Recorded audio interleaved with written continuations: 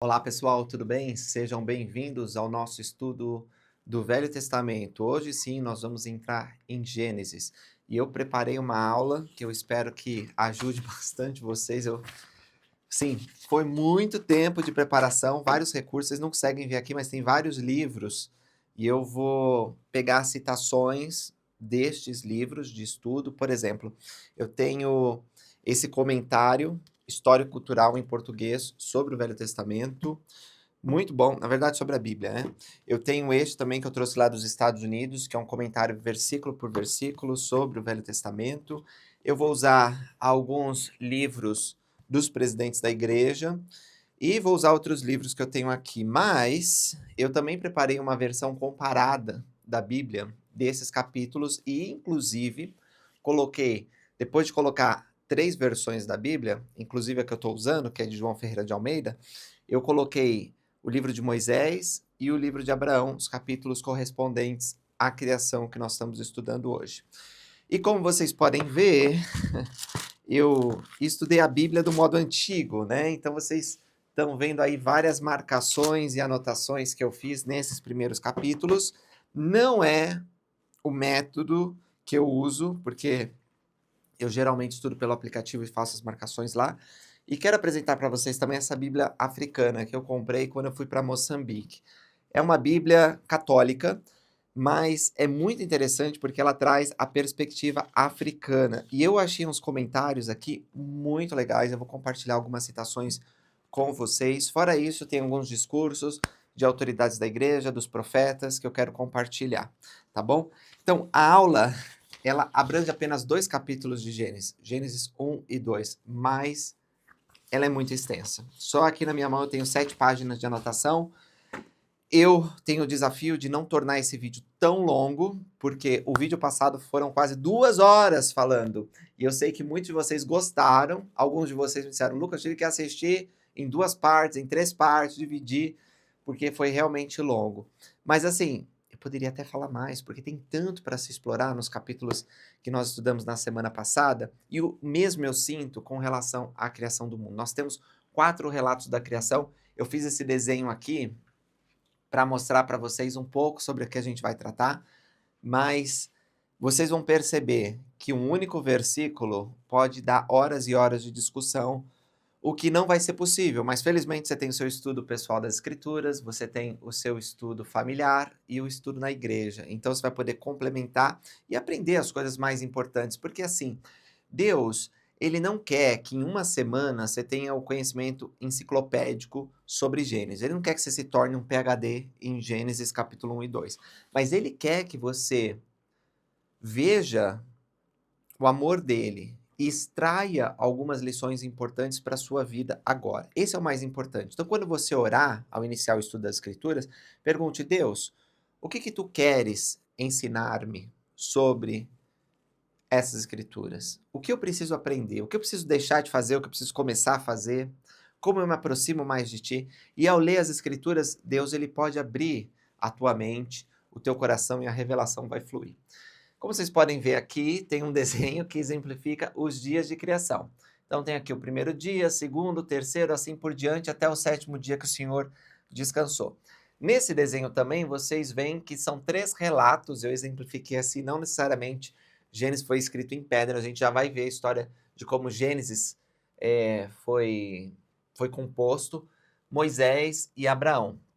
Então nós vamos ler Gênesis 1 a 2, nós vamos ler Moisés 3 a 4 e Abraão 5 a 6. Tem a mesma história,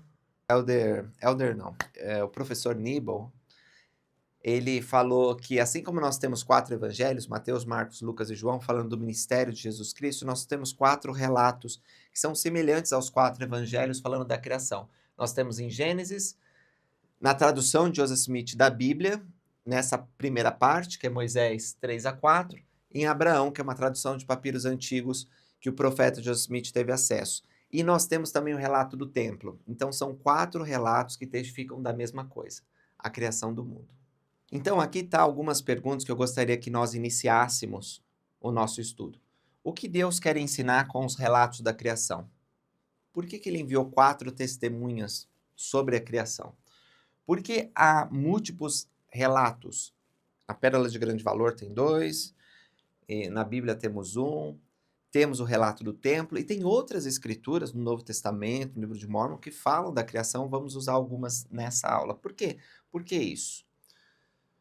O que o relato da criação não é? É muito importante saber o que é que Deus está querendo nos ensinar, mas também, por outro lado, é importante verificar o que Deus não está dizendo na criação. Eu já adianto para vocês que essas escrituras querem ensinar o motivo pelo qual Deus criou a Terra, a razão, o porquê. Elas não querem ensinar como Deus fez a Terra.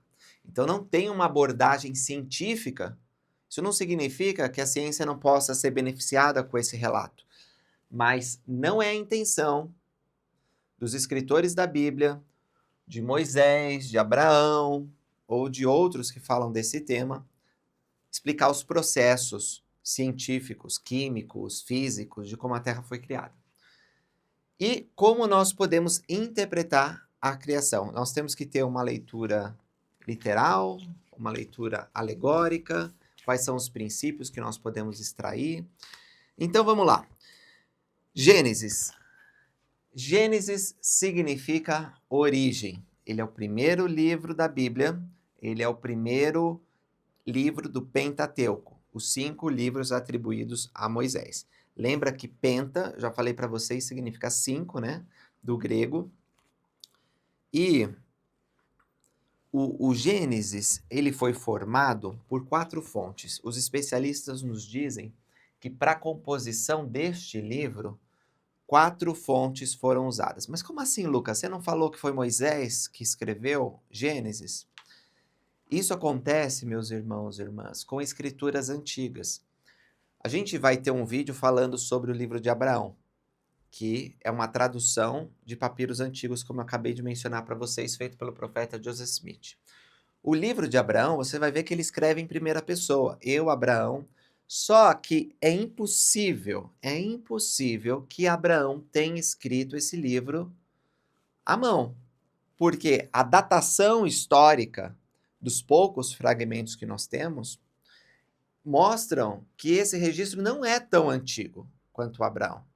Ou seja, Abraão verdadeiramente escreveu um registro, nós acreditamos, e foram feitas cópias, foi sendo transmitido, até que chegou a alguém que escreveu isso, provavelmente no Egito, e acabou sendo mumificado, e chegou até o profeta Joseph Smith, depois de vários séculos. Então, veja que o livro de Gênesis e boa parte da Bíblia, ainda que atribuído a um personagem, como Moisés, não significa necessariamente que Moisés escreveu e que aquele relato original foi transmitido.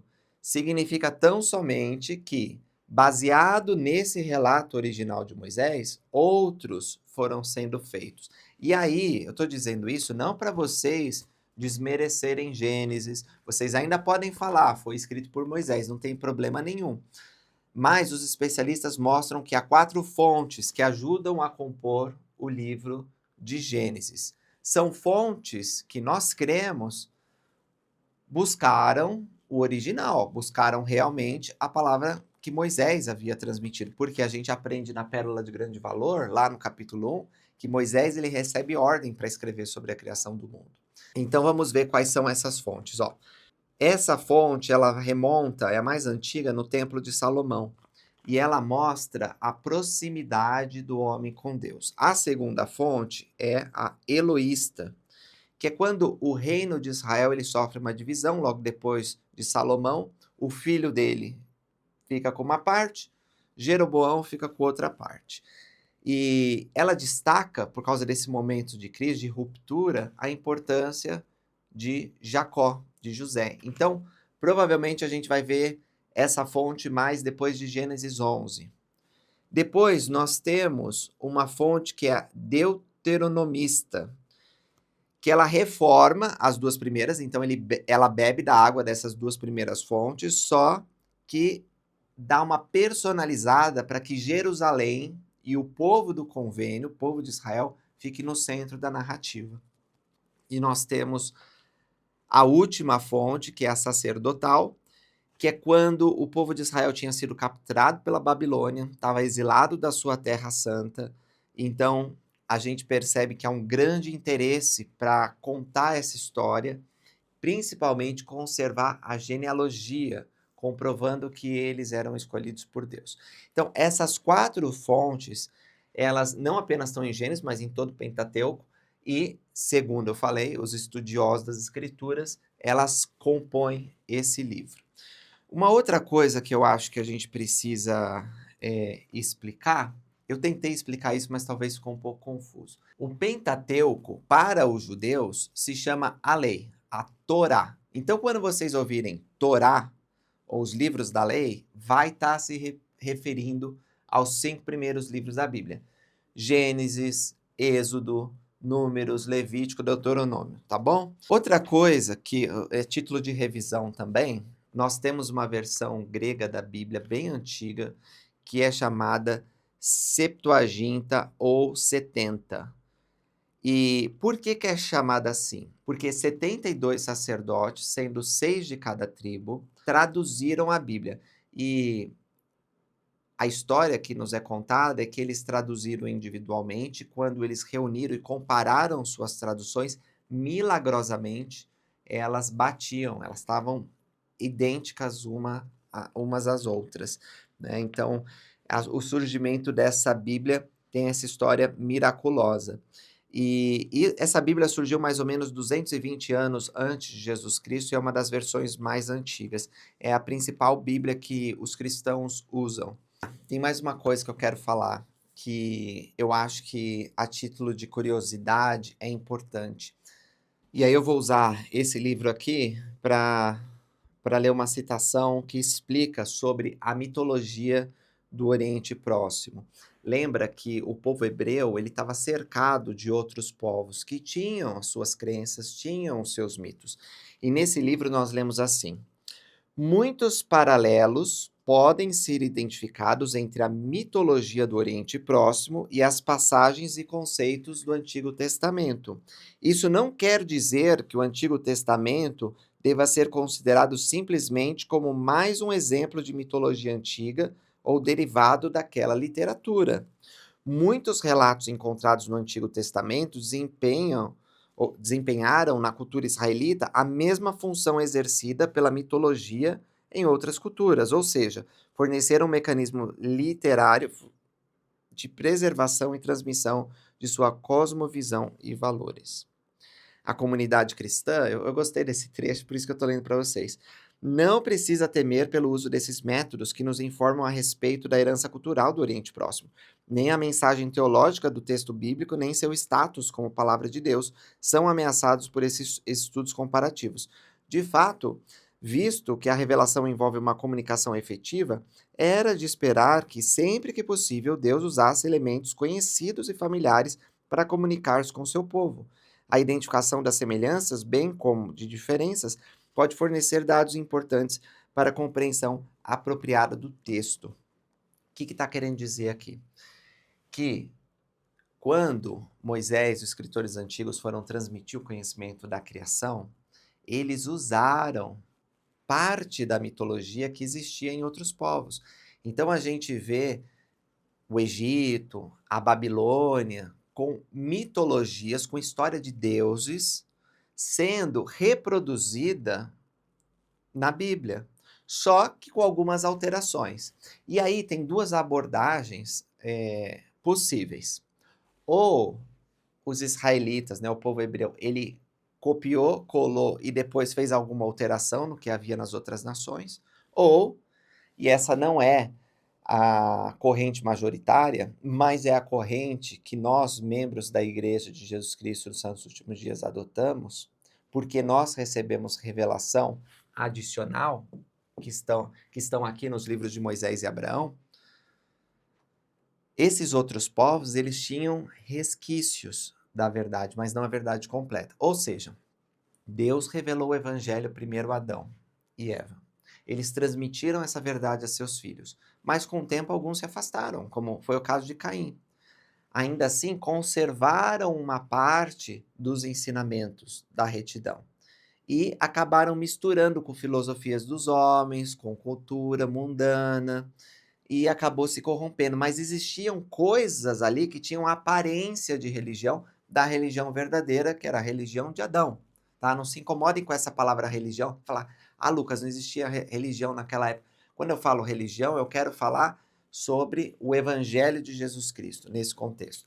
Então, o evangelho já existia quando Adão foi expulso do Jardim do Éden. Então, quando eu leio que o Egito, a Fenícia, a Mesopotâmia, eles tinham essas similaridades, eu não penso que Israel foi lá, se apropriou e mudou, né? Fez assim, vamos mudar o significado dessas coisas. Não. Na verdade, esses outros povos é que estavam com uma parte da verdade. E a mesma coisa a gente vê no livro de Abraão, tá? Espero depois fazer um vídeo específico sobre o livro de Abraão. Mas quando Abraão, ele põe aqueles facsímiles que a gente tem, né? É legal que tem uma escritura com figuras ali. Ele está usando símbolos egípcios, mas ele está reinterpretando esses símbolos e colocando dentro do contexto da teologia que Adão, Noé, Enoque e depois outros profetas como Moisés, Isaías, o próprio Salvador Jesus Cristo e nós, em nossa época, vamos usar a teologia da verdade, a teologia verdadeira que foi revelada dos céus. Então ele usa o método de pensar dos egípcios, ele usa o método de escrever para ensinar a verdade do evangelho. E a mesma coisa nós podemos ver aqui. Então tem similaridades? Tem, mas tem coisas diferentes também. E a gente vai poder analisar isso aí. Tem uma história babilônica da criação, que é o Numa Elish, que é muito parecido com Gênesis 1. Parecido assim, tem elementos que fazem lembrar, né? Mas não é idêntica, até porque em Gênesis nós temos Deus criando o universo e na lenda babilônica nós temos vários deuses brigando entre si. E o propósito deles é criar o homem para que possa trabalhar no lugar deles. Sendo que o propósito de Deus em Gênesis é bem diferente. Ele cria o homem, que é o pico, né, o ápice da criação, para proporcionar imortalidade e vida eterna, para dar uma bênção de salvação a seus filhos. Então, é bem diferente uma coisa da outra. Agora, tem essa Bíblia africana que eu estava falando para vocês, que é incrível. Incrível mesmo. Eu gostei muito dela. E ela tem uma citação sobre esses mitos logo no início aqui, eu quero ler para vocês. Ó, diz assim: é muito semelhante ao relato da criação em Gênesis 1, ou seja, essas lendas do Oriente Antigo, particularmente em relação ao conjunto dos 7 dias em que a criação acontece. Embora os israelitas usem a linguagem condutora desse mito, não aceitam a sua teologia. Por exemplo, não existe a batalha entre Deus e as forças do caos representada pelas águas primordiais. No mito da Babilônia, o deus Mardui tem de combater e derrotar a deusa Tiamat, que é representada pelas águas do caos. De seguida, usa metade do corpo dela para criar a terra e outra metade para criar os céus. Finalmente, cria os seres humanos como escravos dos deuses. Nas suas histórias, a compreensão de Deus é radicalmente diferente. Na história do Gênesis, Deus é o único e supremo, sem mudança, ao contrário do mito babilônico, onde há muitos deuses lutando pela supremacia e criando humanos por razões egoístas. Mais uma citação. A literatura comparada não apenas fornece informações paralelas a alguns dos relatos encontrados em Gênesis 1 a 11, mas também oferece uma comparação em relação à estrutura geral dessa parte. Na mesopotâmica, epopeia de Atrahasis, assim como em Gênesis 1 a 11, encontramos um resumo da criação, 3 ameaças e uma resolução. Perfeito. Dada essa introdução, vamos para o livro de Gênesis 1.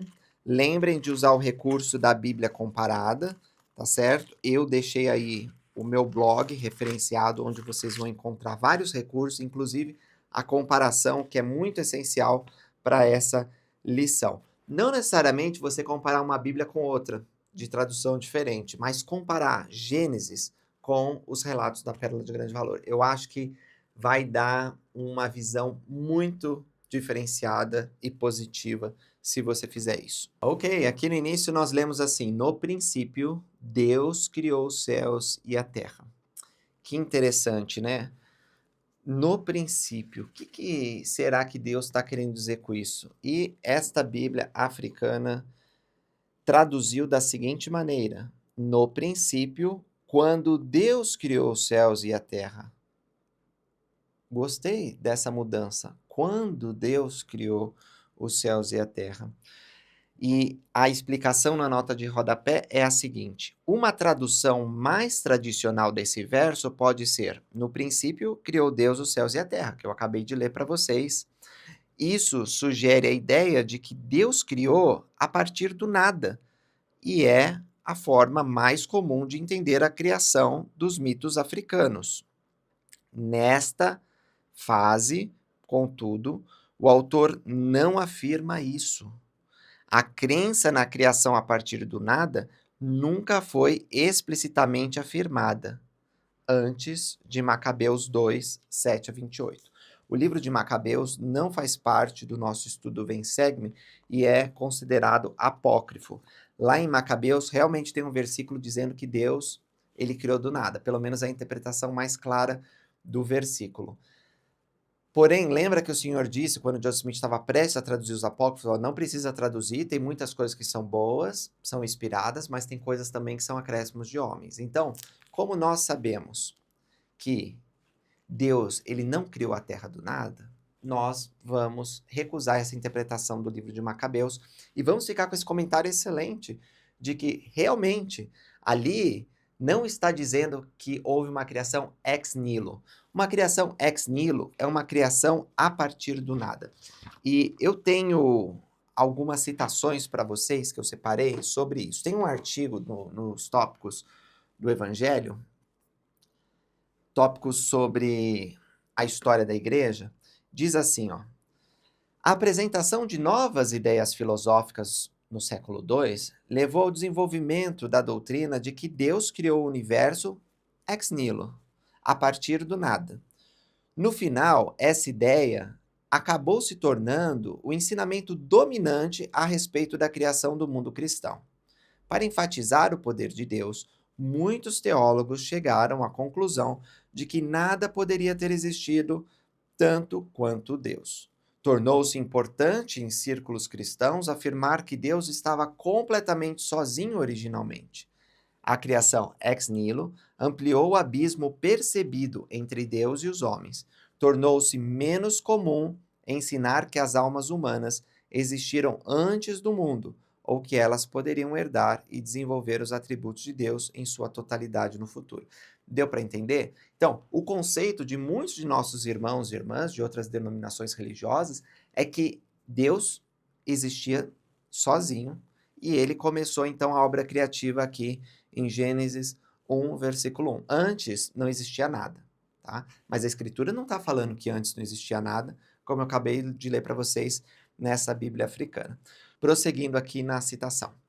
Joseph Smith, ao continuar a receber revelações, aprendeu que a luz ou inteligência no cerne de cada alma humana não foi criada nem feita, nem verdadeiramente pode sê-lo.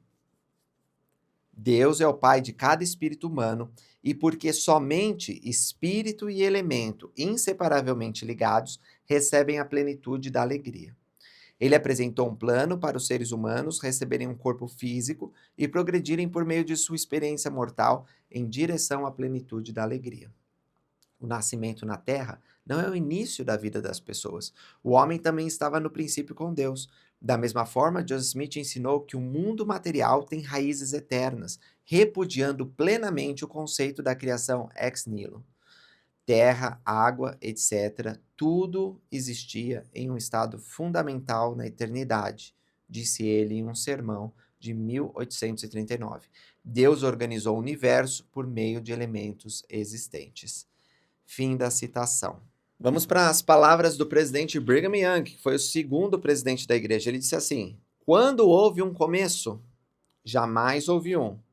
Se houvesse, haveria um fim. Porém, jamais houve um começo, por conseguinte, nunca haverá um fim, assim a eternidade.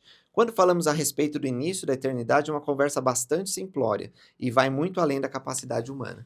Então, esse é o presidente Brigham Young, muitos ensinamentos interessantes nesse clássico livro, Discurso de Brigham Young, e ele diz que eternidade significa isso, meus irmãos e irmãs. Eternidade. Se teve um começo, como é que você pode falar de eternidade? Eternidade significa que não tem começo nem fim. É uma coisa que é, né? E acreditamos que a criação não se deu em um ponto onde Deus decidiu, agora não existe nada, vai passar a existir alguma coisa. Nós não acreditamos nisso. Nós acreditamos diferente, que Deus, observando os elementos desorganizados e autoexistentes, os reorganizou de forma a conduzir a criação. Perfeito. Então, à medida que a gente vai explicando, eu vou voltar a esse conceito de que Deus, ele já criou. Tem uma escritura em Abraão que deixa isso muito claro, que Deus ele criou a partir de elementos já existentes. Mais um comentário sobre a Bíblia africana, para os meus irmãos que são da África, Moçambique, Angola, Cabo Verde e outros lugares da África que assistem o vídeo. Muito obrigado pela audiência de vocês, está crescendo cada vez mais. E aqui nós lemos que nas notas de rodapé, a palavra criador, ela está relacionada à família, no sentido de que Deus não é apenas o criador, mas o primeiro, o ancestral, o grande ancestral, né? O grande antepassado. E isso está totalmente de acordo com o Evangelho de Jesus Cristo, que ensina que Deus não é apenas o criador, mas é nosso Pai Celestial. Eu já falei para vocês que outras visões cristãs, outras religiões, outras denominações, acham que nós não somos filhos de Deus. Para eles, nós somos criatura. Só nos tornamos filhos de Deus quando aceitamos Jesus. Essa compreensão ela não é aceita pela Igreja de Jesus Cristo nos últimos dias, que diz muito claramente que somos filhos de Deus. Isso está baseado em Paulo. Paulo diz: somos filhos de Deus. Também outras escrituras, como lá em Jó, mostram que nós somos muito mais do que uma criação. Não somos como um cachorrinho. Por mais que seamos seu cachorrinho, ele não foi gerado por você. Nós acreditamos que Deus nos gerou espiritualmente. Nós sempre existíamos, falamos na aula passada sobre as inteligências. A inteligência é luz e verdade. Com a inteligência, Deus nos gerou espiritualmente. E crescemos na mansão celestial junto com os nossos pais celestiais. Dali, nós tivemos a oportunidade de aceitar o plano de Deus e vir para essa terra. Mas não é porque nós somos gerados por pais na mortalidade que deixamos o nosso vínculo espiritual. Nosso Pai Celestial continua sendo o Pai dos nossos espíritos. E várias tradições do mundo, como por exemplo, de vários lugares e tribos africanas, mostram que Deus, ele é mais do que um criador. E que esse conceito de criador, ele está sempre unido a uma relação paterna, a uma relação muito íntima, e é o que nós acreditamos também. Agora, uma pergunta que você pode ter é quem afinal criou a Terra? Alguns vão dizer, Lucas, tá óbvio. Já começa com o personagem principal, Deus. Deus criou a Terra. Ok, isso é verdade, essa resposta é satisfatória. Porém, meus irmãos e irmãs, mesmo na Bíblia, Deus às vezes aparece como um ser plural. A palavra Elohim nem sempre é um nome próprio. Nós sabemos que Elohim é o nome de nosso Pai Celestial. Isso foi revelado em nossos dias. Porém, Elohim, na concepção do mundo, mostra uma pluralidade de entidades. Talvez Deus e seu conselho, talvez Deus e outros deuses. Isso é emprestado das culturas que estavam ali próximas de Israel. Então, ainda que não esteja muito claro na sua Bíblia em português que há mais de um personagem, quando vocês vão para o relato da criação do homem, a gente percebe isso. Abre lá no versículo 26. E disse Deus: façamos o homem à nossa imagem e semelhança. Interessante. Façamos e nossa mostram uma pluralidade de personagens, criando o homem. Então, há mais de um ali. E muitas denominações que acreditam na Bíblia não conseguem explicar isso apropriadamente. felizmente nós temos a pérola de grande valor. E olha só, usando a Bíblia comparada, o que a gente vê? Lá em Abraão, capítulo 4, versículo 1, e então o Senhor disse, desçamos, e eles desceram no princípio, e eles, isto é, os deuses, organizaram e formaram os céus e a terra.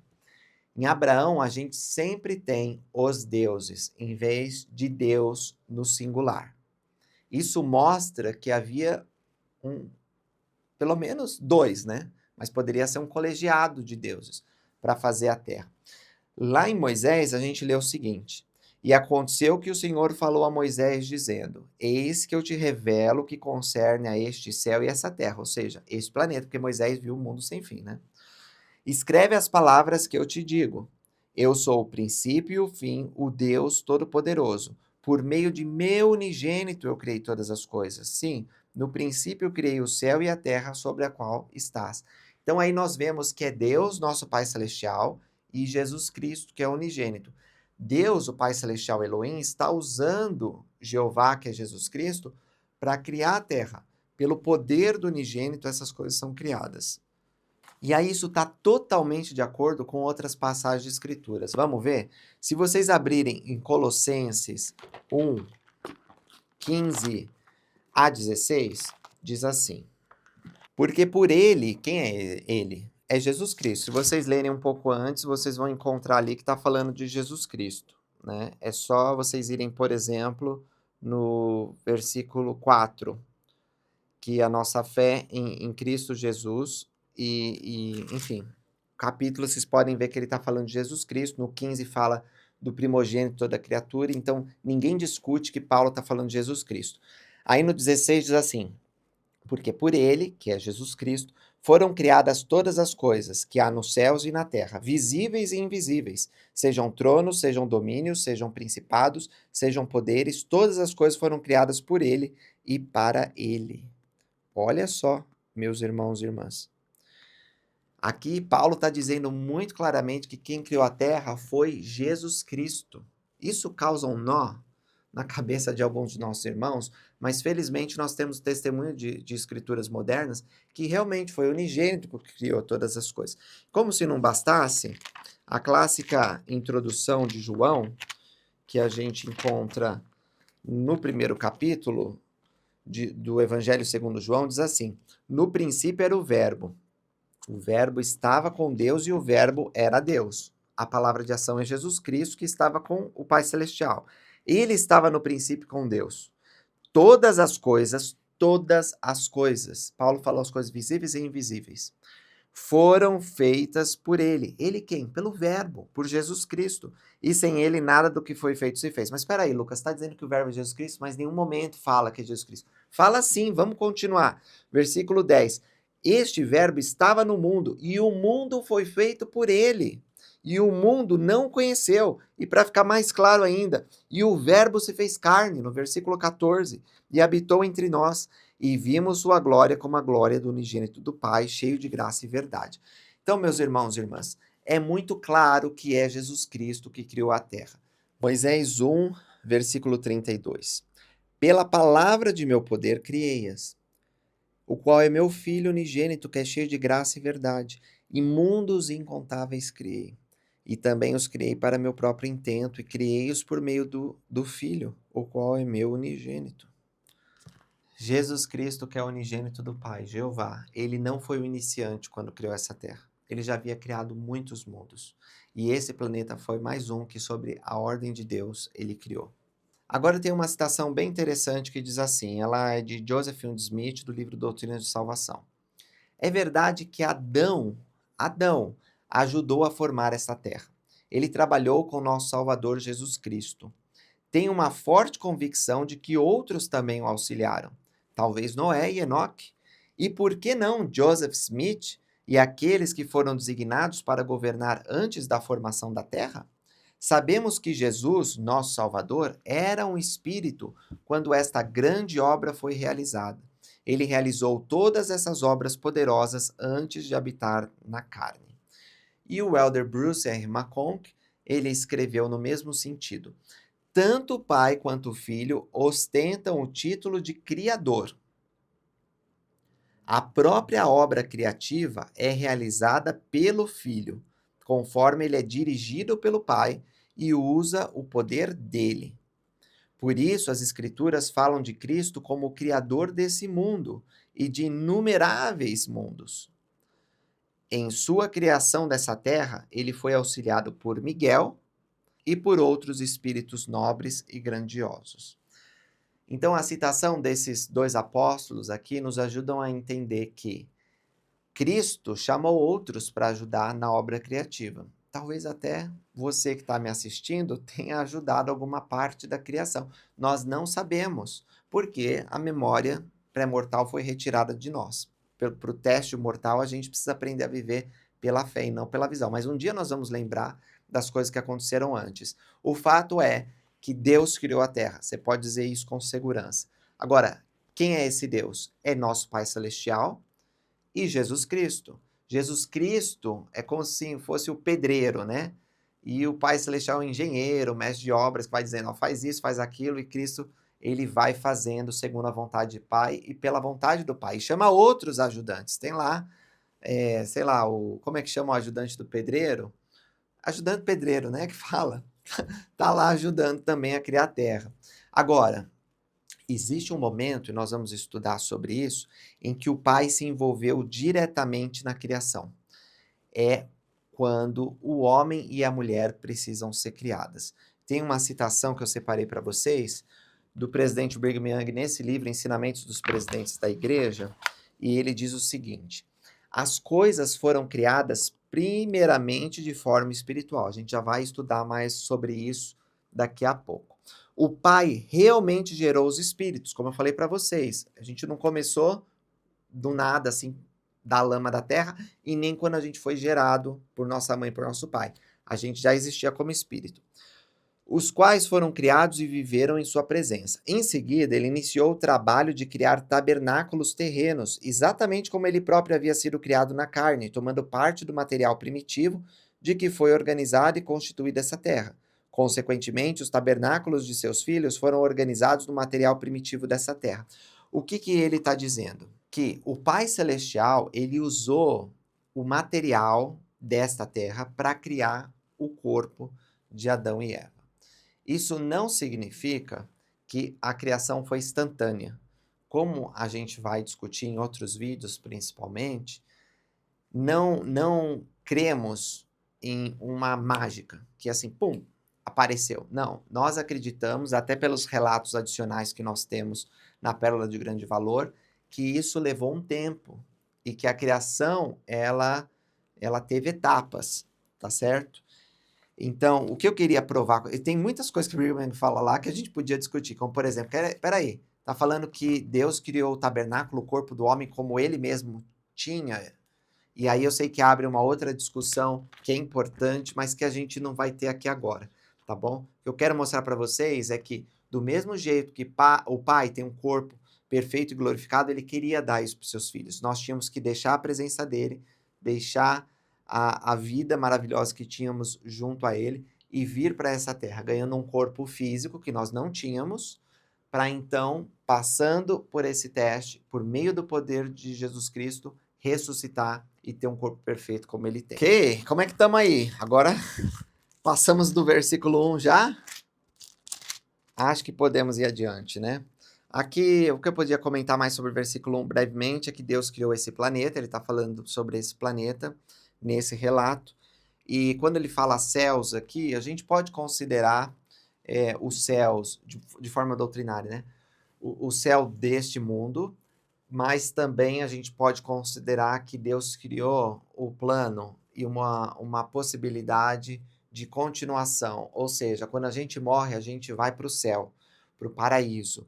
E lá no paraíso nós aguardamos até a nossa ressurreição. É um lugar preparado para que nós possamos aguardar até a próxima etapa.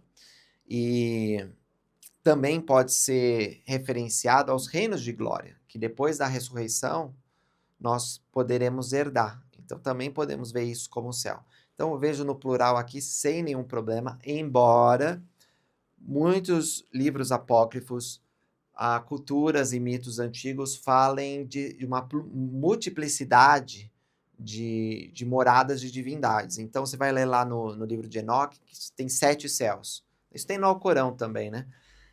Não é isso que eu estou querendo dizer aqui. Eu estou transportando isso para a doutrina que foi revelada nesses últimos dias, de que existe o céu atmosférico, existe aqui o céu nessa terra, né? Você olha para cima, aquilo é o céu, tá bom? E existe o céu espiritual. Quando nós morremos, nós vamos para esse lugar que é o mundo dos espíritos. E existe o céu final, né, que nós queremos herdar com o nosso Pai Celestial. Então, nesse sentido, Deus criou tudo isso. Ele criou todos os céus. Versículo 2 diz: E a terra era sem forma e vazia. Nosso planeta era sem forma e vazia. E havia trevas sobre a face do abismo. E o Espírito de Deus se movia sobre a face das águas. O que é isso, Espírito de Deus? Será que é o próprio Deus? Por que ele não é apresentado como Deus e sim Espírito de Deus? Bom, a gente vê alguns elementos daquelas mitologias que estavam próximo a Israel aparecendo aqui. Mas o que eu quero ensinar para vocês? Que o Espírito de Deus, muitas vezes nas Escrituras, se refere não ao Espírito Santo, que é o terceiro membro da Trindade, mas a um poder que emana de Jesus Cristo. E nós chamamos de luz de Cristo. Se a gente for para a Doutrina e Convênios, 88, versículo 7, começando lá no versículo 7, vai dizer assim: verdade essa que brilha, essa é a luz de Cristo, como também a luz de Cristo está no sol, é a luz do sol e o poder pelo qual foi feito, como também está na lua, é a luz da lua e o poder pela qual foi feita. Também a luz das estrelas e o poder pelas quais foram feitas. E também a terra e seu poder, sim, a terra sobre a qual estais. E a luz que brilha, que vos ilumina, vem por meio daquele que ilumina vossos olhos, e é a mesma luz que vivifica vosso entendimento. Luz essa que procede da presença de Deus para encher a imensidade do espaço. A luz que está em todas as coisas, que dá vida a todas as coisas, que é a lei pela qual todas as coisas são governadas. Sim, o poder de Deus que se assenta em seu trono e que está no seio da eternidade, que está no meio de todas as coisas. Quando fala o Espírito de Deus movia-se sobre as águas, eu vejo que Deus enviou o seu poder. A presença do Salvador Jeová veio a este lugar onde seria construída a terra e começou a obra criativa. É pelo poder de Deus que todas as coisas existem, é pela luz de Cristo que os planetas são mantidos em suas órbitas e a vida é possível. Então, quando vocês lerem que o Espírito de Deus se movia sobre as águas, vocês podem entender perfeitamente que está se referindo a Jesus Cristo, a seu poder glorioso. E o fato de se mover é interessante também, porque Deus é ativo, né? Deus, ele se move, ele age. E o movimento do universo é uma evidência do poder de Deus. O meu espírito moveu-se sobre a face da água, pois eu sou Deus. Então, só para mostrar que o movimento, ele é um atestado de que Deus é Deus, que ele tem poder, né? Ele pode agir, ele é que tem a capacidade. Versículo 3. Disse Deus, haja luz, e houve luz. Deus é aquele que brilha. E aí eu vou ler mais um comentário da nossa maravilhosa Bíblia africana. Cristo, primogênito de todas as criaturas, refere a si mesmo como a luz do mundo. Um dos nomes africanos para Deus é aquele que brilha. Até mesmo a palavra latina Deus vem do termo sânscrito, que significa algo ou alguém que brilha. Muito interessante, né? Deus é luz e ele ordena haja luz. E foi exatamente isso que aconteceu, que possibilitou que a criação prosseguisse. Sem a luz de Cristo, isso seria impossível. Só um comentário muito rápido. Vocês veem que aqui, na criação, Deus ele faz a separação entre a luz e as trevas, né? Ele diz, haja luz, e depois ele faz a separação. Veja que ainda não existe o Sol, a Lua e as estrelas nessa ocasião, no relato da criação. É evidente que já existia, tá? Porque aqui ele está falando desse planeta, ele não está falando do universo. A gente sabe que Deus criou muitas coisas e que já existiam esses astros. Mas ele faz a separação aqui. Os antigos, eles não associavam toda a luz ao Sol, ou às estrelas, ou à Lua. Eles sabiam que eles eram portadores da luz. Mas, para eles, tinha luz antes do nascer do Sol. Quer dizer, a luz chegava antes do Sol. Mesmo em eclipse, ainda você podia ver luzes. Então, não necessariamente a luz está ligada. E a gente pode ver que a luz foi criada antes. E o que nós sabemos por revelação é que a luz de Cristo não foi criada, mas ela se fez presente para começar a organizar os elementos.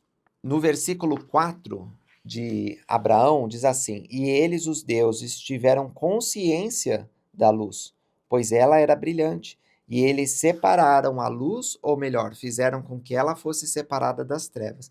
Então dá para ver aqui que não foi uma criação do nada, haja luz. Não é exatamente assim que a gente tem que interpretar, mas que eles tiveram consciência dessa luz e fizeram a separação do que seria luz e do que seria trevas. No versículo 5, nós lemos, eu vou ler no relato de Abraão. E os deuses chamaram a luz dia e as trevas chamaram noite. E aconteceu que do entardecer até a manhã chamaram noite, e da manhã até o entardecer chamaram dia. Isso foi o primeiro, ou seja, o princípio do que eles chamaram dia e noite. Quando a gente usa a palavra dia, a gente não pode imediatamente associar a um período de 24 horas, porque nem sol havia, não é verdade? A Terra não estava rotacionando em volta de si mesma, ou talvez até tivesse, né? Mas nem existia Terra ainda, porque ela era sem forma e vazia. Então, a gente não pode pensar nisso, a gente tem que pensar que isso é um período, não necessariamente 24 horas, não necessariamente 1000 anos, a gente não sabe quanto tempo. Eu até tenho uma citação sobre isso do presidente Nelson que eu separei. Diz assim: Cada fase da criação foi muito bem planejada antes de ser executada. As Escrituras nos dizem que o Senhor criou todas as coisas, espiritualmente, antes que existissem fisicamente na terra. A criação física propriamente dita foi dividida em períodos de tempo bem ordenados. Em Gênesis e Moisés, esses períodos são chamados de dias, mas no livro de Abraão, cada período é chamado de tempo. Quer receba o nome de dia, tempo ou era, cada fase foi um período entre dois acontecimentos identificáveis, uma divisão na eternidade. Então o Senhor divide a obra criativa dele, coloca marcos específicos, né? Tem acontecimentos importantes em cada um deles, mas não necessariamente eles possuem o mesmo período de tempo cósmico. Então, aqui, sei lá, foi 24 horas da nossa contagem de tempo. Aqui foi 1000 dias na nossa contagem de tempo. Não tem como a gente saber isso. A gente sabe só que houve essa divisão. E isso revela o que para nós? Que Deus é organizado, que existe uma ordem, não é? E revela uma outra coisa muito importante também, de que a criação, ela segue leis estabelecidas por Deus.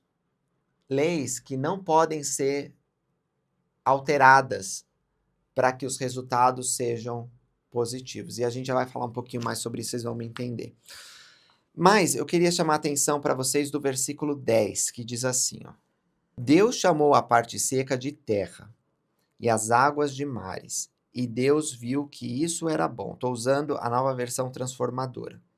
Mas todas as versões elas vão usar esse adjetivo bom. Muito interessante que a palavra bom ela aparece no versículo 10. Vou até anotar isso aí, ó. A palavra bom, ela aparece no versículo 10, no versículo 12, no versículo 18 e no versículo 25. Quando Deus ele vai criando as coisas, ele vai reconhecendo que isso é bom. Agora, no versículo 31, diferentemente, o Senhor usa um superlativo. Ele diz: muito bom. Muito bom. Por quê? Vocês podem me dizer. Porque Deus, ele termina a obra criativa e ele cria o homem e a mulher. A mulher é o que fecha essa maravilhosa obra de Deus. Então, ele diz, é muito bom. Uma outra coisa que eu queria chamar a atenção para vocês, eu marquei aqui na minha Bíblia porque achei muito interessante. são os verbos. Os verbos que aparecem, eu marquei, não sei se dá para vocês verem daí, de roxo, né? Lilás. E os verbos são disse, viu, chamou, fez, e eles se repetem várias vezes. Mas tem um verbo especial aqui no no capítulo 1 de Gênesis, que aparece só 2 vezes, e ele se repete depois no comecinho do capítulo 2, que é o verbo abençoar. Ele está flexionado aqui, conjugado, no 22 diz, Deus as abençoou. E depois no 28, Deus os abençoou. E lá no capítulo 2, abençoou Deus o 7º dia. Por quê? Porque, fiquei me perguntando, por que Deus, nesse relato, ele muda o verbo e usa abençoar? Você veja que a bênção, ela está relacionada a frutificar e multiplicar, ou seja, o poder de reprodução, o poder criativo que Deus nos dá para que a semente seja perpetuada. É um poder divino. E está relacionado também ao 7º dia, ao santo dia do Senhor. Então, o que eu concluo com isso? Que quando Deus ele está concedendo aos animais, plantas e ao homem e à mulher que se tornem pais, progenitores, ele está compartilhando algo muito sagrado. E o verbo é apropriado, tem que mudar mesmo, porque é uma bênção. É uma bênção muito similar à da deidade. Há um poder muito parecido com o que eles têm. E quando o Senhor usa o mesmo verbo para o sábado, a gente faz essa conexão. Porque é o dia santo, é o dia sagrado, é o dia que Deus descansa. Então, meus irmãos e irmãs, é um detalhe pequeno, mas mostra que tudo isso aqui foi bom e serve para que nós sejamos abençoados como filhos e filhas de Deus com o poder da divindade. E há uma outra coisa relacionada a isso, porque já que estamos nesse versículo, né, vamos para lá. Aqui no versículo 28, depois que ele criou o homem à sua imagem, no 28 diz assim, o Senhor os abençoa, eu acabei de falar para vocês a importância desse verbo, e diz assim, frutificai, multiplicai-vos e enchei a terra. Ok. Isso daqui é o mandamento para criatura vivente, né? Para os animais, para as plantas e para os homens. E aí diz, dominai sobre os animais, as plantas, a terra. Quando Deus fala dominar, o que ele está dizendo? Ele está dizendo presidir, ele está dizendo cuidar, ele está dizendo ser responsável. Então o Senhor nos dá uma responsabilidade de zelar por esse planeta. Nós temos, isso que eu quero chamar a atenção para vocês,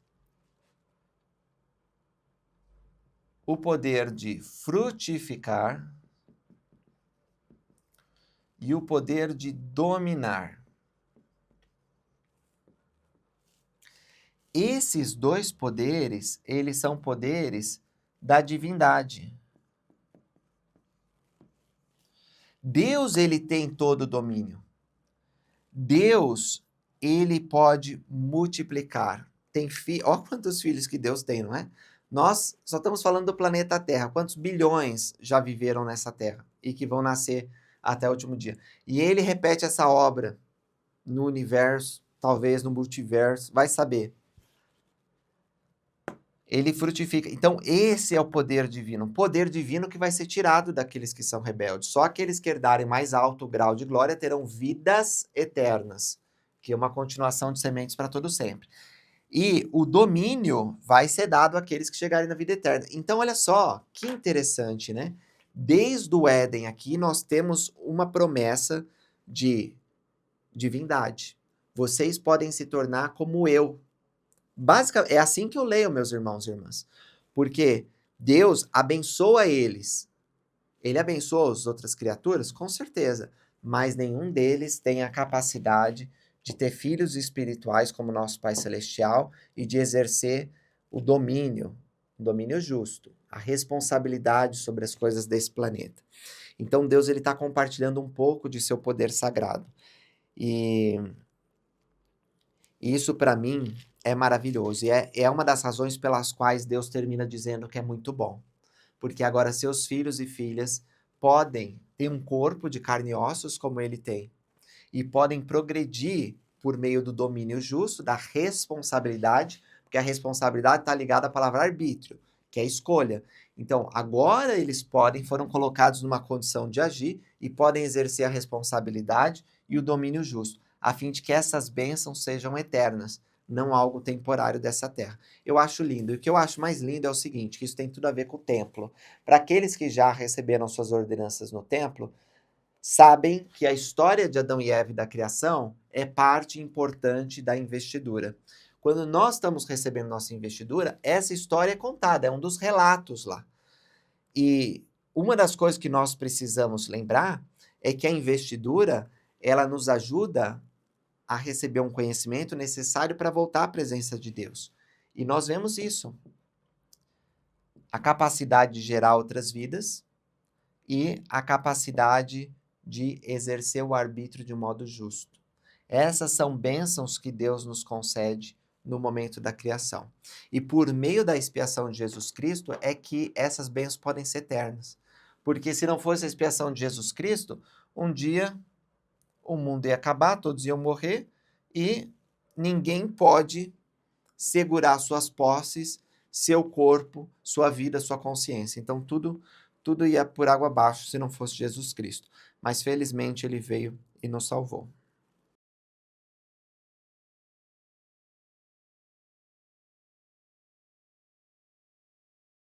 Se vocês forem na nota de rodapé do versículo 26, e quando vocês leem sobre dominar, que eu tenho falado para vocês como um dos atributos da divindade que ele compartilhou conosco, você vai ver que ele refere ao guia de estudo das escrituras, homens, seu potencial de se tornar como o Pai Celestial. Então, verdadeiramente, não é coisa da minha cabeça, não. Esse versículo, ele tá, pelo menos o departamento de correlação, né, que fez essas notas de rodapé, concorda de que domínio tem a ver com o nosso potencial de se tornar como nosso Pai Celestial. Ok, agora vamos falar sobre Abraão. Antes disso, deixa eu falar uma coisa aqui sobre a teoria da evolução, tá bom? Sobre o debate entre ciência e religião. Vocês podem me perguntar, Lucas, o relato de Gênesis é literal? Aconteceu mesmo? Bom, algumas coisas eu já falei para vocês, ó, dia. Dia não é dia. Então, o que é dia? Dia é um período. Então, já dá para ver que aqui esse termo tem que ser interpretado, relativizado. A mesma coisa a gente pode ver com relação ao relato da criação. Eu falei para vocês no começo que Deus não está interessado em ensinar como a Terra foi criada. E ele está interessado em falar o motivo pela qual ela foi criada, a razão pela qual ela foi criada. E, para vocês entenderem isso, vamos ler uma escritura no livro de Mórmon, 1 Nefe 17:36. Lá, Nefe, que está dando uma bronca nos irmãos dele, fala assim, ó, 1 Nefe 17, versículo 36. Eis que o Senhor criou a terra para que fosse habitada, e criou seus filhos para que habitassem. É simples assim. Deus ele criou esse planeta para que nós viéssemos, tivéssemos nossas experiências, e criou os seus filhos, nós, a humanidade, para que habitássemos aqui. Então, o propósito da Terra é servir de habitação para esse segundo estágio, esse segundo momento importante na nossa eternidade.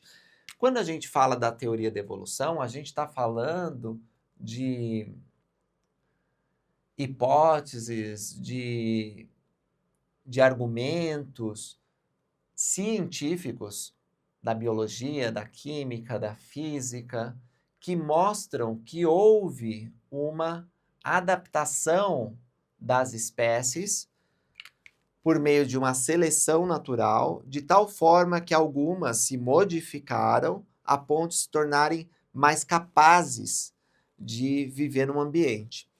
O debate sobre teoria da evolução e ciência já me rendeu um vídeo que eu coloquei para vocês e vou colocar outros vídeos no canal sobre isso porque é muito interessante. Mas qual é a posição da Igreja de Jesus Cristo nos últimos dias sobre teoria de evolução, da evolução? Neutralidade. A igreja não está preocupada em falar se a teoria da evolução é correta ou não é. Então, embora alguns não acreditem em teoria da evolução, eu tinha um amigo que não acreditava em dinossauro, tem coisas que não dá para negar.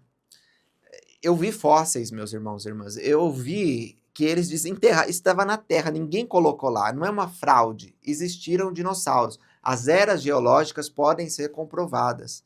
Então, a teoria da evolução e todas as outras teorias científicas que mostram que a Terra é antiga, ela não tem só 6.000 anos de idade, ela é bem mais antiga que isso. Todas as teorias que falam sobre isso, elas têm verdade. E quando a verdade aparece, nós não precisamos ter medo de incorporar. Isso não vai diminuir a realidade de Deus e de sua obra. O que a gente tem que fazer, se surgir algum conflito, é procurar entender mais sobre nossa fé ou entender mais sobre a ciência, porque a gente vai ver, como o presidente Nelson ensinou uma vez, que não existe conflito entre ciência e religião.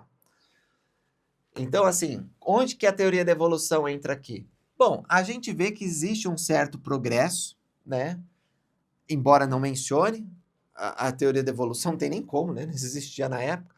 Existe um certo progresso, por exemplo, a teoria da evolução realmente diz que a vida começou no mar. E o relato da criação fala que a vida começou no mar. Depois fala do surgimento de répteis, e as aves vieram depois dos répteis. Os mamíferos acabaram se desenvolvendo quando os dinossauros foram extintos e outros animais no final do Cretáceo, né, que é um período geológico, e aí vieram os grandes mamíferos. Então você pode ver que segue uma ordem parecida com a evolução. Não obstante, eu acho muito perigoso você tentar encaixar a Bíblia dentro da teoria da evolução. Por quê? Porque isso daqui é um relato mitológico. Isso daqui, não entendam mitológico no sentido de que é falso, de que não existiu, que é uma historinha de ficção. Não é isso que eu quis dizer.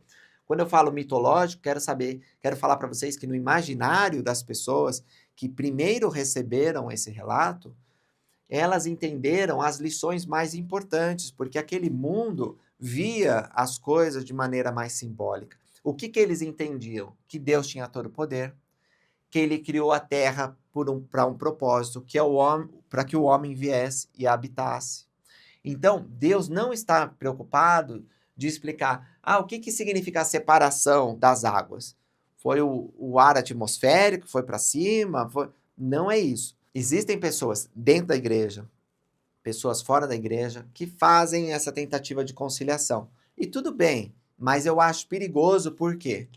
Porque a gente não tem todo o conhecimento. Deus não revelou essas coisas. No milênio, nós aprendemos em Doutrina e Convênios, todas as coisas serão reveladas. Então, nós vamos poder ter uma aula dessa muito mais profunda do que nós estamos tendo agora.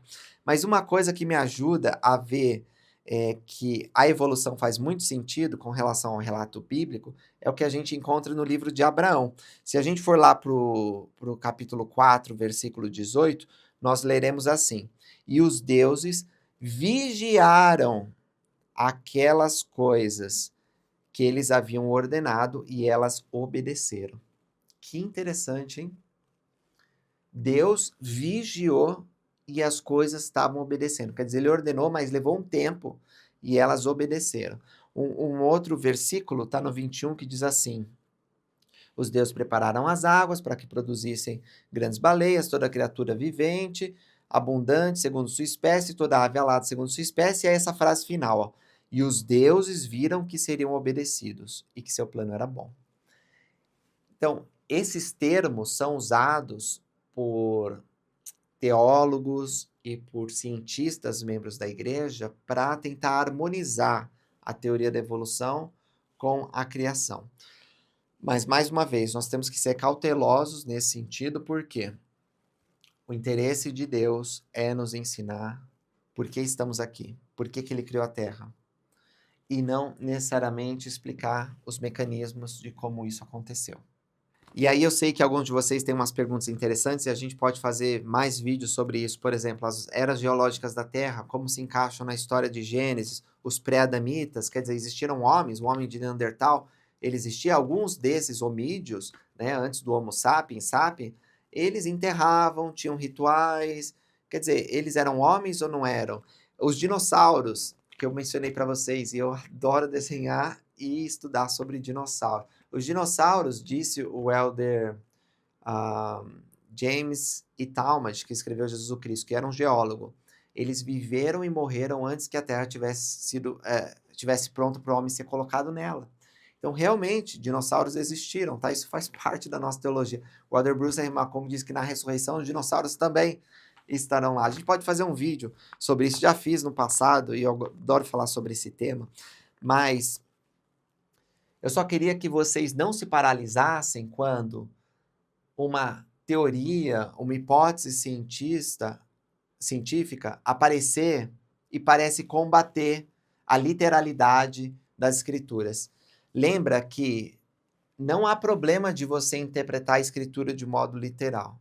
O problema é que quem está interpretando de modo literal pensa que o está fazendo de forma apropriada, sendo que a leitura literal do Gênesis, como o povo antigo de Israel lia, é diferente do que nós consideramos literal. Não sei se deu para entender o que eu falei agora. Mas assim, para eles, a literalidade era simbólica. Eles entendiam isso aqui. Eles não necessariamente pensavam que isso tinha que ter uma precisão científica, como nós pensamos hoje, tá certo? Então lembra, tirar as lentes do presente e tentar pôr as lentes do passado. O mais importante da criação, não estou desmerecendo os processos criativos revelados, porque nós temos suficiente relatos 4, mostrando que de fato existe um Deus, que de fato ele tem todo o poder, que de fato ele criou a Terra. Só estou dizendo que algumas das coisas que estão ali, elas não têm o propósito de ter uma precisão científica acadêmica, tá bom? Espero que tenha sido claro. Vamos para isso, para Gênesis 26 a 30, ler sobre a criação do homem. Diz assim: E disse Deus, façamos o homem à nossa imagem, conforme a nossa semelhança, e domine sobre os peixes do mar, e sobre as aves do céu, e sobre o gado, e sobre toda a terra, e sobre todo réptil que se move sobre a terra. E criou Deus o homem à sua imagem. A imagem de Deus o criou. Macho e fêmea os criou.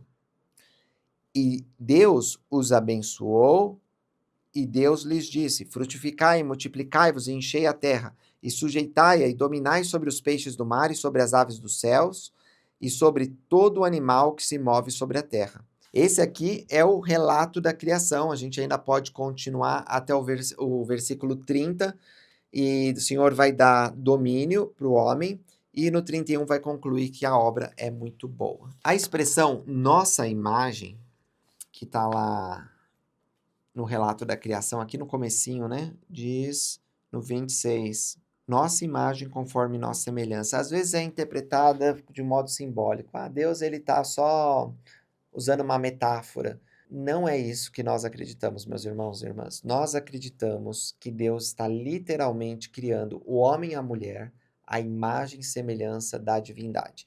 Se a gente for para o capítulo em Moisés, nós leremos no 27 assim: E eu, Deus, criei o homem, a minha própria imagem.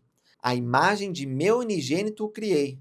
Homem e mulher os criei. Ou seja, Jesus, o unigênito do Pai, Jeová, era o molde para Adão.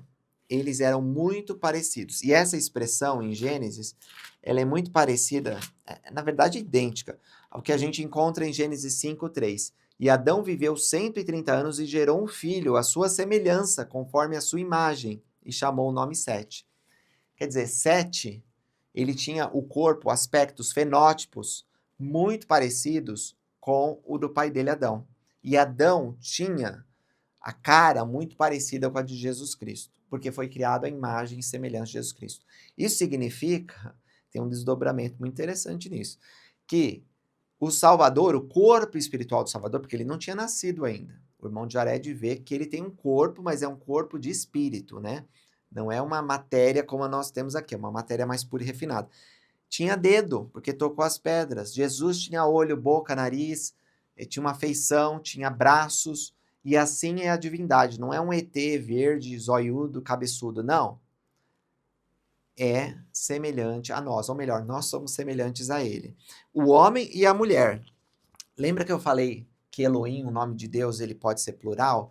Aqui a gente vê, né, na criação do mundo, Deus diz assim: façamos o homem à nossa imagem. A gente sabe que o pai e o filho estavam envolvidos, mas por que não? Embora as escrituras não falem nada disso, existem membros da igreja que especulam nesse sentido, que estudam nesse sentido. Eles falam: por que não a mãe celestial não estaria aí? Porque Eva foi criada à imagem e semelhança de um ser divino feminino. Faz sentido, não é? Poderia ser a imagem da mãe celestial. A gente sabe que tem mãe celestial. A família Proclamação, o mundo ensina que nós somos filhos de pais celestiais que nos amavam. Então faz sentido para mim pensar que Eva foi criada à imagem, com seu corpo feminino, da mãe celestial. Mas o que importa para nós na Escritura é que literalmente somos a imagem e semelhança de Deus. E só um último comentário sobre isso é que frutificar e multiplicar e encher a terra. Esse mandamento ensina a família proclamação ao mundo continua em vigor. Nós, membros da Igreja de Jesus Cristo Santos dos Últimos Dias, ao nos casarmos, precisamos ter filhos. Esse é o mandamento. Não foi revogado. Quando ter esses filhos é uma decisão do casal junto com Deus. O que a gente não pode é colocar interesses pessoais, muitas vezes frutos da vaidade, do orgulho, antes dos filhos. Ah, então eu tenho que ter um apartamento, eu tenho que ter uma casa na praia, eu preciso ter 2 carros, eu preciso ter outro diploma antes de ter filhos. Se você achou a sua companheira eterna ou o seu companheiro eterno, casou-se no tempo para toda a eternidade, agora tem que providenciar corpos para que os filhos do Pai Celestial no céu venham a essa terra. Isso significa que algumas privações você vai ter? Talvez. Vai ter mais dificuldade? Sim. Vai ter sonos? Vai ter noite não dormida? É provável, né? Ainda não sou pai, mas eu vejo meus irmãos, eu vejo meus pais o que eles passaram e não é fácil. Agora, nós não podemos julgar uns aos outros com relação a isso, porque existem casais que, querendo ter filhos, não conseguem. Por algum motivo físico, algum motivo emocional, não dá para ter filho. E nós não podemos apontar o dedo dizendo, estão desobedecendo o mandamento de Deus. A minha sogra, ela queria ter filhos, mas demorou muitos anos até que engravidasse. E quando teve 2 filhos, né? Uma das quais vai se tornar minha esposa. Mas eu tenho certeza que a fidelidade dela estava sendo vista por Deus. E nós vamos ler alguns casos na Bíblia, como por exemplo de Ana, que queria muito ter filho e não conseguiu até que ela fez um convênio com Deus. Às vezes as mulheres até querem ter filhos e fazem convênios com Deus, mas Deus decide não dar esses filhos. E nós não sabemos todos os motivos pelos quais isso acontece, mas Deus tem um plano individual para cada um.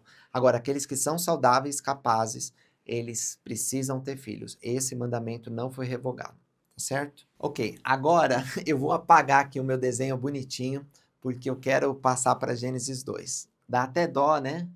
Mas eu vou apagar ele. Ok, vamos para Gênesis 2. Aqui a gente começa com o dia do Senhor. O dia do Senhor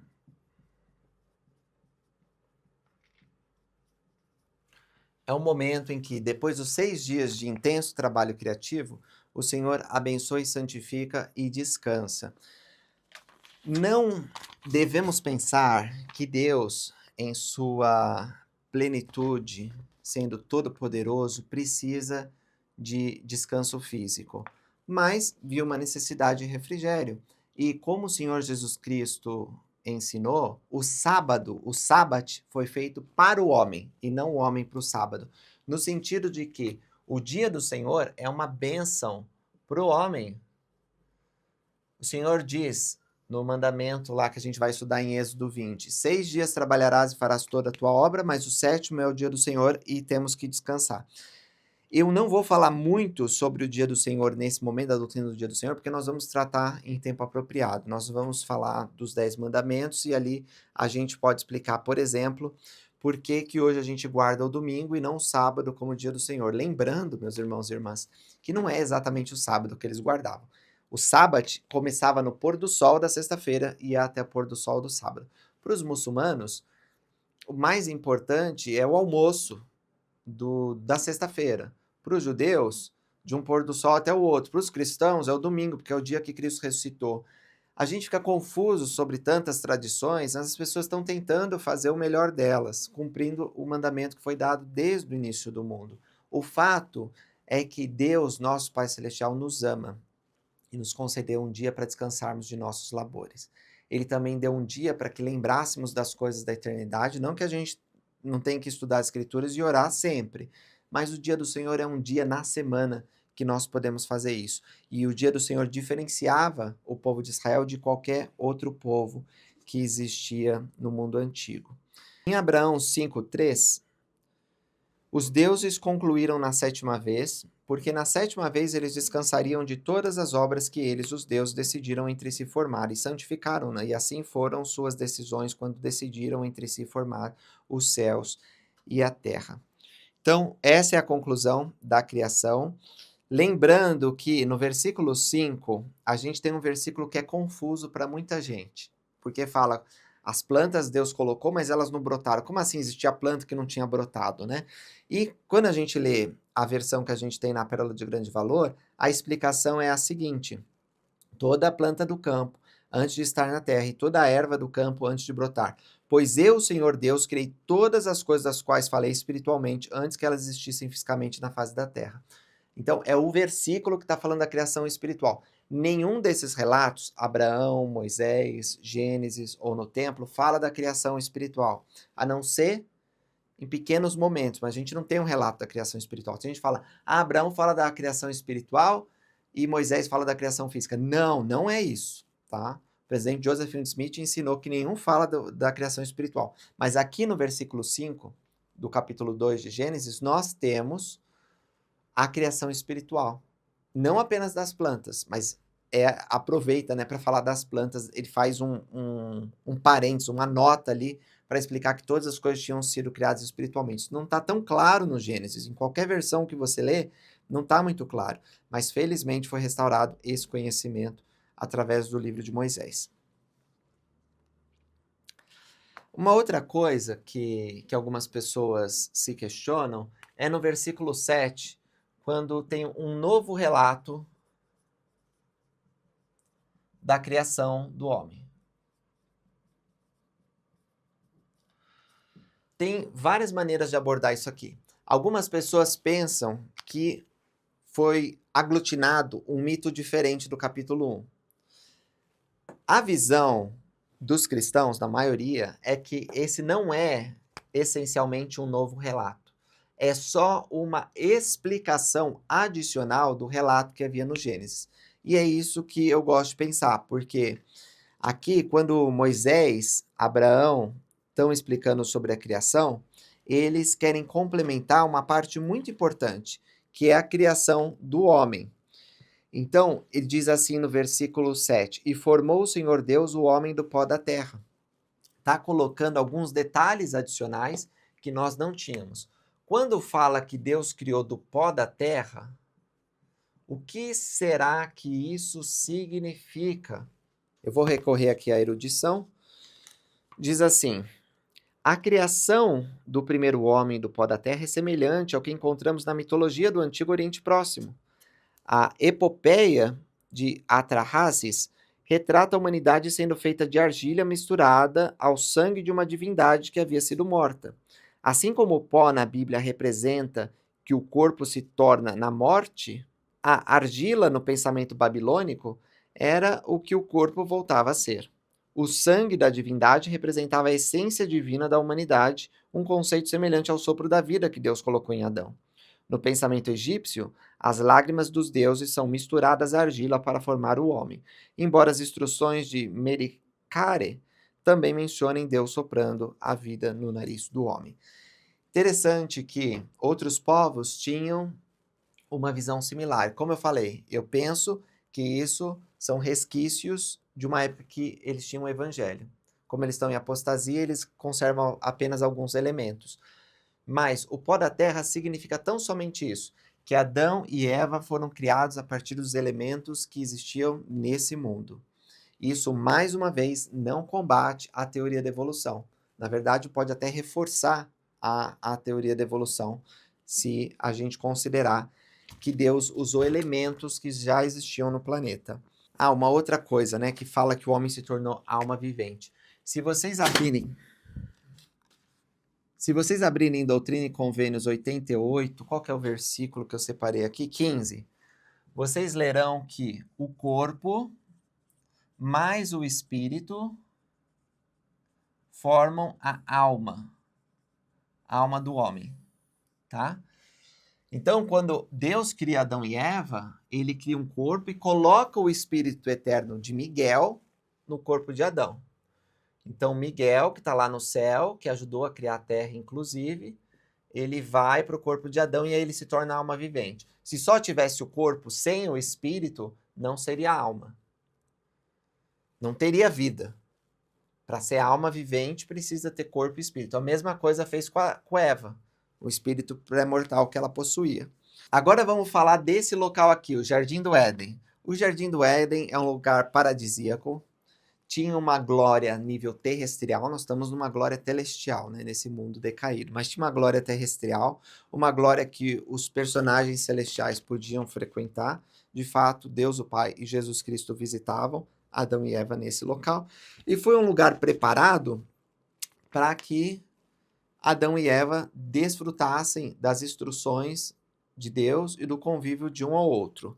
É um lugar intermediário, né? Se você vê nos reinos de glória, como a gente aprende, tem o reino celestial, o reino terrestrial e o reino celestial. Eu falei para vocês que a glória dessa terra tá que nem a glória do reino celestial.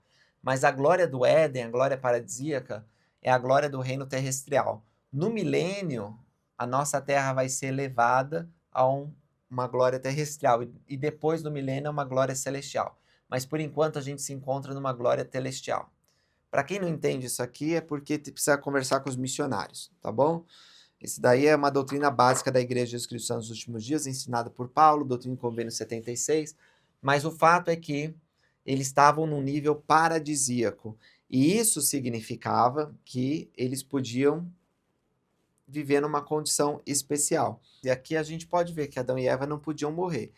Eles tinham a oportunidade de comer de uma das árvores, que é a árvore da vida, que nós vamos conversar aqui sobre isso já já. Mas antes eu quero falar sobre o local do Jardim do Éden. Primeira coisa, de todas e mais importante, nós não sabemos onde era o Jardim do Éden. Nós podemos identificar 2 rios dos 4 que são mencionados ali. Mas tem alguns rios que nós não temos certeza. O Pison, o pessoal acha que é lá na Arábia Saudita. O Avilá também eles acham que é lá, mas não tem certeza. É um rio seco, né? Porque não existe mais. Seria um rio ali, mas não tem como ter certeza. Lembra que a Terra vai passar por várias transformações, que o planeta vai sofrer o dilúvio e que nós não sabemos exatamente. Existe uma revelação do profeta Joseph Smith sobre o local do Jardim do Éden ser nos Estados Unidos, na América, portanto. Outra coisa muito importante são essas 2 árvores que nós temos aqui. Uma é a árvore da vida e a outra é a árvore do conhecimento. Essas 2 árvores, elas estão em oposição. A gente aprende no livro de Mórmon, segundo Nef 2, que Deus colocou essas árvores em oposição, sendo um fruto doce e o outro amargo. Deus, ele criou Adão e Eva, e qual foi o primeiro mandamento que ele deu para Adão e Eva? Crescer, multiplicar e encher a terra, tá certo? A gente leu no versículo 1. E aí ele dá um segundo mandamento, então vou anotar aqui, ó. Primeiro mandamento, crescer e ter filhos. Adão e Eva no Jardim do Éden eram adultos, tá? Eles tinham já a capacidade de ter filhos. Isso também eu vou fazer assim, um asterisco, que eu já vou voltar essa afirmação. Mas o primeiro mandamento era ter filhos. O segundo mandamento era não comer da árvore. Qual árvore? Do conhecimento do bem e do mal. De todas as outras árvores, e havia muitos no jardim, a palavra Éden, ela significa lugar bem irrigado, bosque. Está associada a uma outra palavra também, que é delícia. Então tinha frutas deliciosas, tinha alface, tinha pepino, tinha maçã, tinha couve. O que vocês gostam de comer que vem da terra? Tinha lá. Era um verdadeiro paraíso. E estava nessa condição terrestrial. Então esses são os 2 mandamentos que eles recebem. Só que esses mandamentos, eles estão em oposição. Por quê? De alguma forma que nós não entendemos completamente, aí está o meu asterisco, Adão e Eva não podiam ter filhos, ou seja, cumprir o primeiro mandamento, se eles permanecessem no jardim do Éden. Então era necessário que Adão, junto com Eva, eles comessem da árvore proibida. Isso faria com que eles desobedecessem uma ordem direta de Deus, mas possibilitaria que eles tivessem filhos. Que ambos estavam nus, por isso que eu pus essa faixinha aqui, e não sentiam a atração pelo outro. A atração que é necessária para você ter uma relação sexual e ter filhos. Então, tem gente que pensa, gente grande na história da igreja, que vai pensar que tudo estava numa condição imortal, que não havia reprodução e que Adão e Eva não tinham sangue correndo nas veias deles. As escrituras não falam nada sobre isso, mas é uma interpretação possível, tá bom? Joseph Fielding Smith, o presidente Joseph Fielding Smith vai falar isso, que não tinha sangue correndo no corpo deles, tinha algum outro líquido, mas no momento que eles comem do fruto proibido, passa a correr sangue e eles se tornam mortais. A morte entra. E aí eles precisam ser expulsos. A gente não sabe isso pelas escrituras, mas é uma ideia que ele apresenta e que faz sentido, não é? Afinal, a gente aprende nas escrituras que a vida mortal está no sangue e que pelo sangue se fará a expiação da culpa. O que nós sabemos pelas escrituras e pelas revelações que nós temos, é que Adão e Eva, eles não podiam ter filhos. A razão não é dada de forma tão clara. Eles eram inocentes diante de Deus e diante de um do outro. Quando eles são expulsos, eles são capazes de multiplicar. Eles até vestem folhas de figueira, porque com vergonha da nudez deles, e Deus pergunta, por que vocês estão com vergonha? Por que vocês vestiram folha de figueira? Né? Fazendo eles perceber, melhor dizendo, que eles estão numa condição diferenciada. Então, eles precisavam comer do fruto da árvore, senão, como ensina o profeta Leí, todas as coisas teriam permanecido como foram criadas. Olha só, segundo Nefe 2, é uma explicação muito boa sobre a queda de Adão e Eva. Diz assim: era necessária uma oposição, estou no versículo 15, na metade, até mesmo o fruto proibido em oposição à árvore da vida, sendo um doce e outro amargo. O Senhor Deus concedeu, portanto, que o homem agisse por si mesmo, e o homem não poderia agir por si mesmo, a menos que fosse atraído por um ou por outro. E aí, mais para frente, ele vai dizer o seguinte: depois de Adão e Eva haverem comido do fruto proibido, foram expulsos do jardim do Éden para cultivar a terra, e tiveram filhos, sim, a família de toda a terra. Eis que se Adão não houvesse transgredido, não teria caído, mas permanecido no jardim do Éden. E todas as coisas que foram criadas deveriam ter permanecido no mesmo estado em que estavam depois de haverem sido criadas, e deveriam permanecer para sempre e não ter fim. E não teriam tido filhos, portanto teriam permanecido num estado de inocência, não sentindo alegria por não conhecerem a miséria, não fazendo o bem por não conhecerem o pecado. Mas todas as coisas foram feitas segundo a sabedoria daquele que tudo conhece. Adão caiu para que os homens existissem, e os homens existem para que tenham alegria. Então, o que eu quero mostrar para vocês aqui?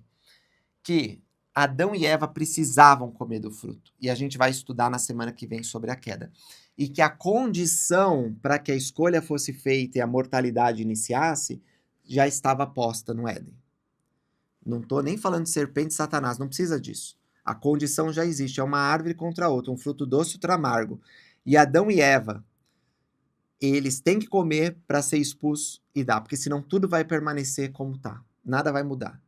A história, se tinha sangue, se não tinha, é uma interpretação doutrinária plausível, mas que realmente não é mencionada nas escrituras.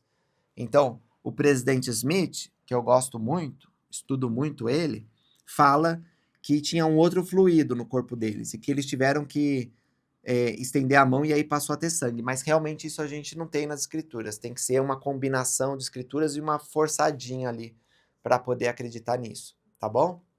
Pode ser que tenha sido, mas nós não temos essa ideia apresentada. A ideia do livro de Mórmon é de inocência mesmo. Eles não tinham um relacionamento sexual. Talvez eles até vissem os animais se multiplicando, porque também não diz que os animais não podiam se multiplicar. Alguma espécie de reprodução tinha, afinal eles comiam da árvore, não ia nascer outro fruto? Então alguma espécie de reprodução tinha. Agora eles não conseguiam se reproduzir. E a gente pode imaginar as crianças mesmo, né? Quem convive com crianças sabe que são inocentes, né? Muitas das crianças, eu e meus irmãos, quando a gente era pequeno, tomava banho tudo pelado junto e não tinha nenhum problema. Éramos inocentes. Então, nesse estado de inocência, eles não tinham como se reproduzir.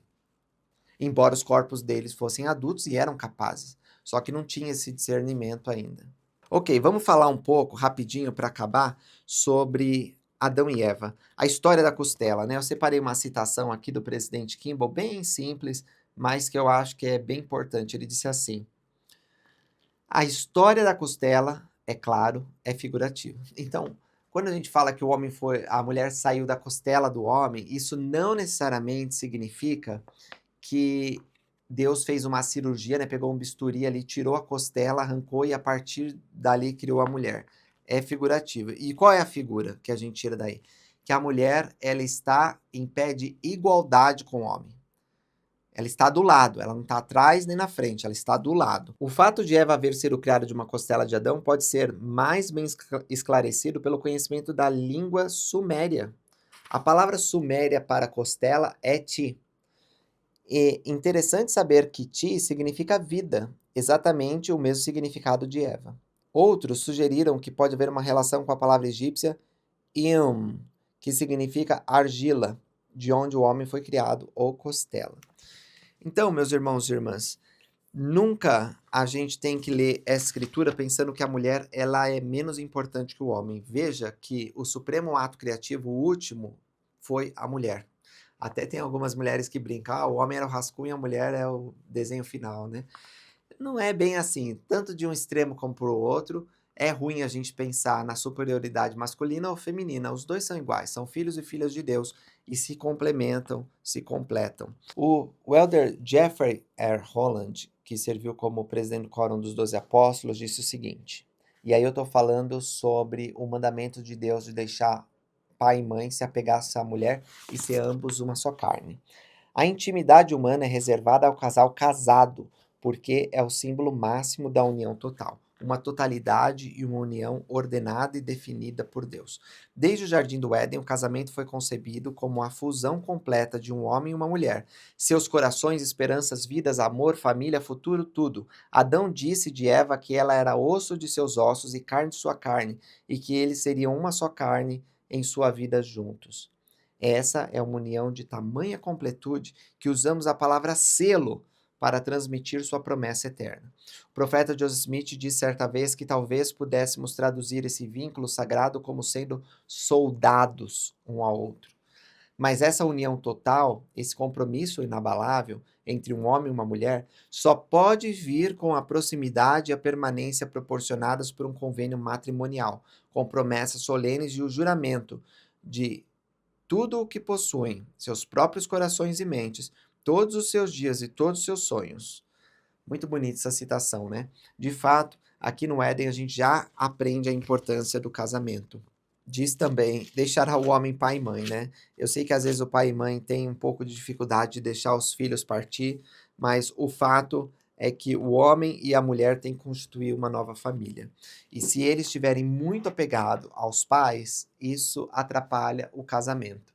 Então, pais, mães, sogros, sogras, lembrem de manter uma certa distância estratégica. Não significa que você não possa aconselhar, não significa que você não possa ajudar, mas o casal, principalmente o casal mais jovem, ele precisa de algumas experiências e às vezes até alguns erros para poder se ajustar e poder constituir uma família para o Senhor. Então, mantém aquela ajuda, que às vezes significa permitir que eles tenham suas próprias experiências, afinal a escritura diz que eles devem deixar a família, que foram criados para constituir uma nova. E aí vocês terão muitas alegrias com seus netos e netas, com certeza. Então pessoal, essa é a aula que eu queria compartilhar com vocês. Eu sei, tem outras coisas, né, que eu não consegui falar, fiz algumas outras marcações, mas assim, a maioria eu acho que eu tratei com vocês. Tem muita coisa boa que vocês podem aprender estudando as escrituras e eu convido vocês a terem um estudo constante das escrituras, porque isso vai abençoá-las. Até a próxima, pessoal. Tchau, tchau.